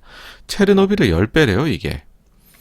근데 그 이후에는 이제 원전에 대한 직접 폭격이 아니라 주변 시설들에 대한 공격이어서 원전은 이상이 없고 그 다음에 몇 시간 지나서는 러시아가 완전히 여기 장악했다더라 라는 이야기가 나오면서 증시가 또 좀 안도하는 모습 보였죠. 유럽의 소매 판매가 나왔는데요, 이날. 0.2% 증가입니다. 예상은 1.5% 증가인데 유럽 경제 상황이 좋지 않다. 지금 우크라이나 떠나서요. 그래서 참 이 나라 이쪽도 지금 통화정책 쓰기에 난이도가 많이 높다는 생각이 듭니다. 그 다음에 미국의 월간 고용 보고서 진짜가 나온 거죠. ADP는 뭐 이거에 비하면 전초전이니까. 서프라이즈 인더 서프라이즈가 아닌 지표가 나왔습니다. 일단 숫자만 보면 예상치 42만보다 67만 대단히 잘 나왔어요. 그 다음에 실업률도 3.9에서 이제는 3.8까지 갔습니다. 완전 고용으로 느껴지시죠, 그쵸? 근데 이게 이렇게 나옵니다. 시간당 평균 임금, 지금 임금이 빠른 속도로 올라가서 인플레가 고착화될지에 대한 게 사람들의 최대 걱정이잖아요. 근데 임금 상승률이 예상치가 플러스 0.5였는데 상승을 못합니다. 심지어 전월치가 0.1이 하향돼요. 그러니까 임금이 깎인 거예요. 이건 뭐지? 이자리 많이 늘었는데 임금이 깎이고 있어? 안 늘고 있어? 이게 뭐야? 거기다 경제활동 참가율은 예상보다 더 올라갔죠. 오, 드디어 사람들이 일자리로 돌아오나 봐. 그러니까는 이것만 보면 완전 고용인데 이걸 봐서는 또 완전 고용 아닌 것 같고. 그러니까 이게 팽팽해졌던 거죠. 그래서 처음에는 이게 나오고서는 증시가 한번 또 올라가다가 임금이 제로야 막 올라가다가 야 그래도 완전 고용인 것 같지 않아? 그러면서 쭉 내려왔던 해석이 엇갈렸습니다. 그 다음에 이제 에반스 총재가 고용이 이번 지표는 잘 나온 것 같다. 고용 딱 나오자마자 인터뷰했어요. 아, 고용 잘 나왔다. 지표 좋네. 그래서 파월 의장은 가던 길을 계속 갈 것 같다. 그러니까 금리 올린다는 거죠. 그러면서 에반스 총재도 중립금리에 대해 언급을 합니다. 자기 생각에는 연말까지 2%로 금리 인상하는 게 맞을 것 같아. 그러니까 연말까지는 중립금리 우리가 가야 될 것 같아. 그러면은 7회 인상이거든요. 25bp씩으로 보면 남은 해에 전부 다 금리 인상해야 된다는 얘기입니다. 근데 그걸 좋다고 얘기한 거예요, 지금 에반스가. 이 우크라이나 사태 속에서요. 그러면서 뜬금없이 중립금리 얘기하면서 90년대 얘기를 해요. 근데 우리가 90년대 중반 같은 금리까지는 연준이 안 올릴 거다라고 자기는 생각한다. 근데 이제 이게 말이 안 되는 게 여러분들 90년대 중반이면 금리 몇 프로인 줄 아세요? 5% 중반입니다. 아니 지금 우리가 금리를 올릴지 말지를 얘기하고 있는데 연말까지 2%로 올려야 된다도 매파적인데 근데 우리는 연말까지 2%까지 자기는 올려야 된다 생각은 하지만 90년대 같지는 않을 것 같으니까 걱정하지 마 이렇게 얘기하는데 무슨 소리예요? 누가 5%까지 올린다고 생각해요? 도대체 에반스 당신의 머릿속에는 금리를 사실은 어디까지 올리고 싶은 건지 속마음이 여기에 드러나는 것 아닌가요? 라는 거였죠. 하지만 이런 거 누가 별로 신경 씁니까? 그렇죠? 안 씁니다. 우크라이나 신경 쓰지. 자, 원유 시장에서 러시아산에 대한 매수자가 드디어 나타났고 밝혀졌습니다. 공개적으로 얘기를 했는데 누구냐면 쉘입니다. 쉘이 자기네가 샀다라고 이야기를 했고 그 디스카운트를 무려 29달러 가까이 줬대요. 그러니까 29달러 정도 받았대요. 그러니까 이게 뭐냐 하면은 러시아산을 안 사기 시작을 하니까 원유를 사람들이 그러니까는 계속해서 러시아에서 이거를 디스카운트를 계속 해줬거든요. 우리 디스카운트 10달러, 15달러, 20달러, 25달러 막 빨리 좀 사가 하는데 매수자가 없었어요. 근데 이제 메이드가 된 거예요. 이게 지금 거래가. 근데 지금 100불 넘어가니까는 한 30% 정도 싸게 산 거죠. 그러니까 쉘은 지금 한 70몇 불인 거예요. 자기 산 가격이. 그러니까 살만한 거죠. 뭐 규제 당할 때 당하더라도 야 이만큼 싼데 사보자. 자, 그 다음에 미국에서는 이날 러시아 원유 수입 전면 금지할 수도 있다라는 얘기했는데 진짜 전면 금지한다라고 하면요, 여러분들 눈여겨보셔야 될 게 가즈프롬 방크 규제도 들어가야 됩니다. 이거 꼭 눈여겨보십시오. 자, 그 다음에 러시아에 여기 또 이제 펠로시 맨친에 이어 눈치 없는 사람 하나인데 푸틴입니다. 푸틴 이웃 국가들에게 관계 정상화 촉구했다. 우리 이번 이 전쟁 비우호적 의도 없다. 관계 정상화하자. 상황 긴장시키지 마라. 우리 나쁜 의도 없었다. 우리도 제재하면 상황만 악화된다. 그러니까는 지금 어떤 상황인지 전혀 모르고 있는 것 같아요. 그러니까는 예전에 사실 크림 쪽에 들어갈 때에는 크림 쪽은 러시아 사람 많으니까는 들어갈 때 오히려 환호를 받았다라고 하죠. 그래서 사실 피를 묻히지 않고 크림을 차지했어요. 바로 투표에 붙여가지고. 이번에도 푸틴이 돈바스하고 이쪽 지역에 러시아 쪽이 많으니까는 그런 식으로 바로 그냥 백기투항 할 거다라는 생각을 했다. 생각하고서 시작했다. 이런 얘기들이 이제 쏙쏙 나오더라고요.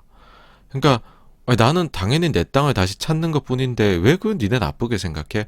나 나쁜 의도 있는 게 아니라 그냥 내 땅에 내가 다시 들어가는 거니까 제재하지 말고 우리 사이좋게 지내자. 나 진짜 이거 나쁜 의도 없어. 얘들아 날 악마로 만들지 마. 전혀 상황 파악 못하고 있는 분이고요. 지금 푸틴.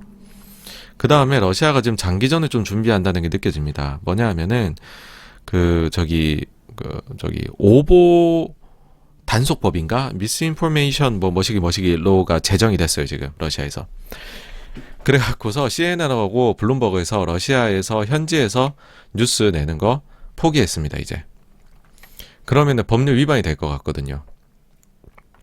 그래가지고서 러시아가 이제 일단은 언론 통제 시작하면서 장기전에 들어갈 것 같다. 사실 러시아가 그러니까는 푸틴이 들어오고는 항상 전쟁하면 이겼어요. 체첸도 그랬고, 그 다음에 조지아도 그랬고, 크림도 그랬고, 쉽게 이겼죠. 손쉽게. 근데 그 전에 러시아는 전쟁을 하면 좀 고전하던 나라였어요. 대표적인 게 아프가니스탄에 79년도에 들어갔다가 10년 전쟁하잖아요. 10년간 발이 묶였다가 나온단 말이죠. 근데 어쨌든 그걸 다시 생각해보면 러시아는 최근 전쟁들이 단기전이어서 그랬지, 본인들도 자존심이 걸리면 10년씩 전쟁하는 나라거든요. 마치 미국이 아프간에서 발목이 오래 묶였던 것처럼. 그러니까 여기서 제가 이야기하고자 하는 바는 뭐냐 하면, 서구 투자자하고 동양 투자자들의 차이라는 거예요. 서구 투자자들은 동양보다 중국에 대해 잘 모른다고 봐요. 반면 동양 투자자들은 서구 투자자들에 대비해서 러시아에 대해서 잘 모른다고 생각합니다. 그러니까 생각보다 지금 보면 서구는 러시아에 대해서 더 크게 분노하고 있는 것 같아요. 그러니까 우리는 이게 그렇게까지 저렇게까지 생각할 일인가? 저거보다 대만이 더 큰 건 아니야. 오히려 이 얘기만 나오면은 우리나라 모든 정치를 다루는 글로벌 이슈를 다루는 채널에서는 이 얘기보다 중국이 대만 쳐들어가면 어떡하니? 라는 걸로 자연스럽게 주제를 이동해서는 그 얘기를 훨씬 많이 해요. 근데 서구는 지금 그거 자체 생각이 그거 자체 그렇게 넘어가기 전에 러시아 그 자체에 대한 분노가 되게 큰 것 같아요. 그냥 외신들의 상황을 봐서는. 근데 동양 쪽에서는 그걸 되게 막 와닿게 느끼지 못하는 것 같고요. 이거는 반대로 얘기하면 이걸로도 얘기할 수 있는데, 그 서구 쪽에서는 미국 쪽에서 이제 핑퐁 외교를 통해서 주계장막 해치고 들어가서 야, 중국에게 자본주의 맛을 들리게 하면 중국도 서구화가 되지 않을까?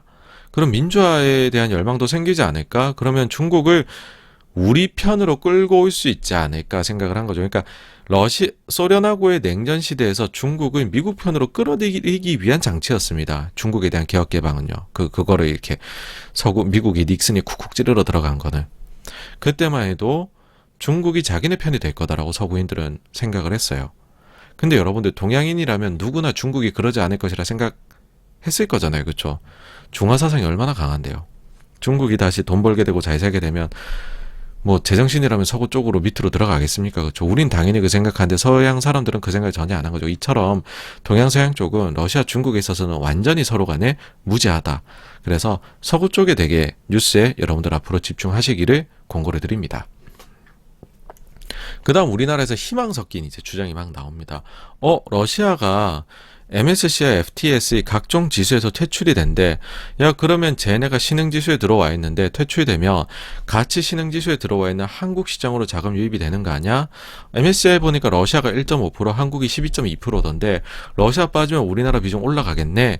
이거를 MSCI나 이런 것들 추종하는 다른 기타 액티브 자금까지도 포함을 하면 4조 정도가 들어올 수 있대. 야, 거기다가 그 4조가 러시아 시장은 에너지 기업 중심이니까는 에너지 기업이 빠지면 우리나라 에너지 기업 중심으로 지수에 추가 편입이 될 거야. 그러니까 우리나라 에너지 지수에 몇 천억의 자금이 들어올 수 있어. 그렇게 계산들을 하죠, 보통. 굉장히 많이들 계산들을 하시는데 여기에는요, 여러분들 선결 조건이 있습니다. 러시아 재산이 먼저 팔려야 돼요. 그러니까는 예를 들어 드릴게요. 자, 만약에 신흥지수에서 우리나라가는 100이 있는데 우리나라께 12.2고 러시아가 1.5예요. 근데 러시아산 요게 줄어드니까는 우리 쪽으로 돈이 들어온다 라고 예상들을 하시는데 만약에 이 가치가 빵이 돼버려요. 빵. 그러면은 다른 데에는 돈이 들어오지 않고서 이게 그냥 제로가 됨으로써 이게 비중이 증가하게 되겠죠. 그러니까 비중 증가가 자금의 유입과 이꼬르는 절대 아닙니다, 여러분. 근데 현실적으로 지금 잘못하면 러시아 자산 빵이 될 수도 있잖아요. 그래서 이게 한국 시장 굉장히 독특함인데 우리나라가 글로벌에서 중국하고 유이일걸요. 2월 달에 플러스 냈습니다, 장이. 물론 그 전에 먼저 빠져서 그래요라고 이야기도 할 수 있지만은 지금 한국 시장은 대단한 좀 이런 말씀드리면 이상하게 들리실 수도 있는데 글로벌에서 굉장히 낙관론이 자리 잡고 있어요. 그러니까 좀 달라요. 자산시장 움직임이. 근데 그런 걸로 이런 것들도 나오는 거죠. 만약에 러시아 퇴출돼가지고 신흥시장에 자금이 들어올 수 있어요라고 했으면은 뭐 다른 신흥시장들도 막 주가 막 올라야겠죠. 막 우리도 몇 천억 몇 조씩 들어올 거야 막 하면서 얘기를 해야겠죠. 근데 왜 한국 시장에서만 이 논리가 되게 강하게 퍼지느냐라는 겁니다. 그러니까 저는 좀 의아하기는 합니다. 이거는 다시 한번 말씀드리지만 러시아 자산이 1.5% 지금 유지되는 만큼 제가격 갖고 팔리고서 그러고서 이게 편출이 되면 그 1.5 판 돈으로 그 돈이 그대로 남아있다 가정했을 때 우리나라에 이 돈이 들어오는 겁니다. 만약에 1.5가 아니라 이게 그 반값에 팔린다, 0.7에 팔린다 하면 요 규모 들어오는 규모 2조로 줄어들 겁니다. 그러니까 이거 정말로 조심하셔야 됩니다. 이 규모 계산하실 때. 어쨌든 이날은 뭐 금요일은 다 같이 장이 좀 나빴고 금리는 또다시 이제 안전자산 선으로 좀 내려왔죠. 그래서 이게 지금 뭐 그런 거죠. 이제 시장에 야 이게 앞만 봐도 상황이 좀 좋지는 않은 것 같아. 근데 파월 의장 보니 금리는 확실히 25bp 일단 인상을 하고 싶어 하니 장기 금리가 계속해서 단기보다 더 빠지는 거야. 그러니까 미래에 지금 경제 상황 안 좋을 것 같다고 예상하는 거죠. 근데 긴축은 진행되고 그러다 보니 이제는 2년 10년물의 장단기 금리 차이가 1월달 FOMC 할 때 70bp 중반 사이였거든요. 근데 지금 24.8bp로 감소를 했습니다. 그래서 굉장히 빠르게 장단기 금리 차이에 압착이 나타나고 있습니다. 네. 그리고서 좀 독특함이 있어서 차트를 하나 가지고 와봤는데 미국의 애플입니다. 애플이 사실은 거의 뭐 최후의 보루예요. 사실 주식들 중에서 지금. 근데 애플의 이게 위클리 이제 주봉 차트인데 보시면은 쭉 했던 것 말아 올렸었고 쭉 올라가다가 말려 내려왔습니다. 모든 이평선이 모였습니다. 우주의 기운이 모여있죠. 지금 변곡점에 도달했다라는 것이죠. 코로나 이후로 요 녹색이 60주 선이에요. 60주 선.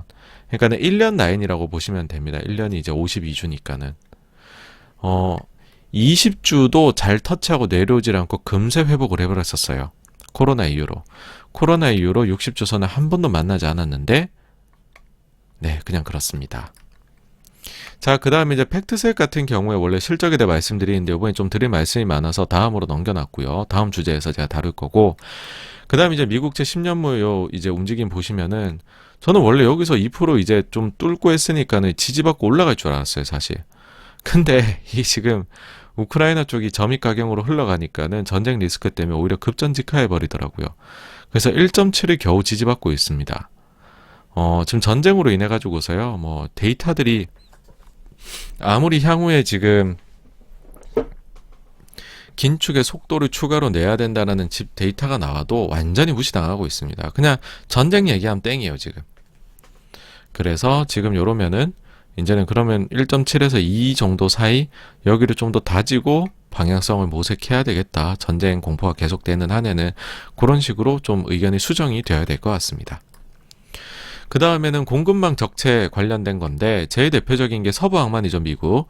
이쪽은 지금 확실히 문제가 해결 중입니다. 지금 매주 토요일날 나오고 있는데 또 떨어졌어요, 컨테이너.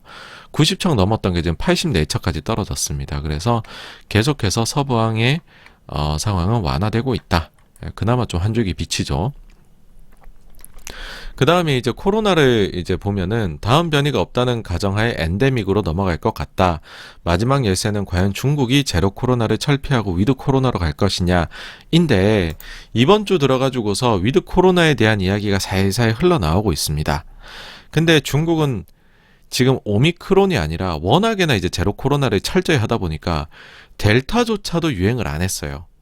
그래서 지금 중국에서 나오는 확진자 중에는 델타도 비중이, 그러니까 중국은 코로나 확진자 숫자 자체는 매우 낮아요. 근데 비중이 오미크론이 절대적이지 않아요. 델타도 많이 나와요.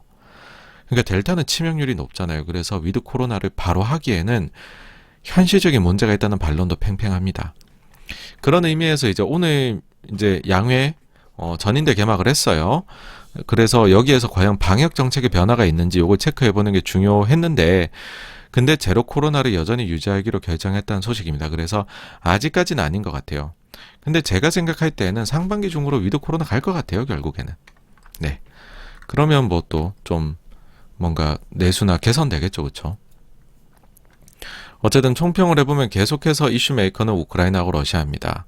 그사이 파월 의장이 의회 증언을 통해 가지고서 시장은 우크라이나 이후 연준의 속내가 과연 바뀌었는지 완화적으로 변했는지를 한번 확인해 보고 싶어 했는데, 결과론적으로는 연준은 어지간하면 25bp 인상은 무조건 하고 싶다는 거고, 근데 사실상 모든 경우에서 우리는 다리를 걸쳐놨기 때문에 향후에 우리는 어떤 방향으로도 나갈 수 있다.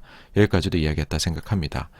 데이터 디펜던트니까 어쨌든 다음 주에 나올 CPI를 눈여겨보자 라고 말씀드려야 될 것 같고, 저의 생각은 여전히 조심하자입니다. 다음 주 일정은 중국 수출입 데이터 나오고요. 그 다음 미국 중고차 지수, 우리나라 이제 선거로 휴장, 그 다음에 중국의 소비자 생산자 물가, 미국의 향후 수입 물가 좀 가늠해 볼 수 있고요. 그 다음에 유럽 통화정책회의와 소비자 물가가 같은 날에 있습니다. 요 날이 이제 뭐 한마디로 이제 빅매치 데이죠. 그 다음 보셔야 될 게 위드 코로나 중국이 할까? 미국 국채 유치 괜찮을까? 우크라이나 러시아는 어떨까? 이란 핵 협상 진짜로 바로 기름 콸콸 나오게 할 수 있나? 이 정도까지 보시면 될 것 같습니다. 그래서 여기까지가요. 지난주 자산 시장에 대한 내용이었고요. 다음으로 넘어가겠습니다.